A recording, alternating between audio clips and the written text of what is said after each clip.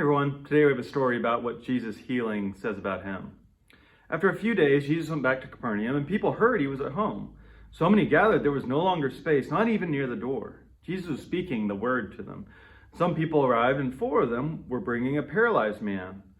They couldn't carry him through the crowd, so they tore off a piece of the roof above where Jesus was. And when they made an opening, they lowered the mat on which the paralyzed man was lying. When Jesus saw their faith, he said to the paralytic, "Child, your sins are forgiven." Now, some legal experts were sitting there, muttering among themselves, "Why does he speak this way? He's insulting God. Only God can forgive sins." Jesus immediately recognized that what they were discussing, and he said to them, "Why do you fill your minds with these questions? Which is easier to say to a paralyzed person, 'Your sins are forgiven,' or 'Get up, take your bed, and walk'? But so you know that the human one has authority on earth to forgive sins," he said to the man who was paralyzed, "Get up, take your mat, and go home." Jesus raised him up, and right away he picked up his mat and walked out in front of everybody. They were all amazed and praised God, saying, "We have never seen anything like this." So who do you think you are? A lot of times our actions, what we do, says something about how we see ourselves, our identity. And when people ask that question, it's usually they think that you've overstepped a little bit.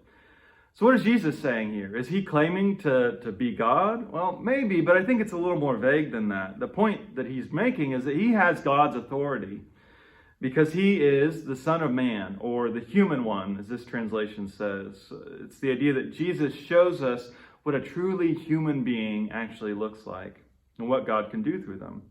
Now, a major part of this identity and his authority is about forgiveness.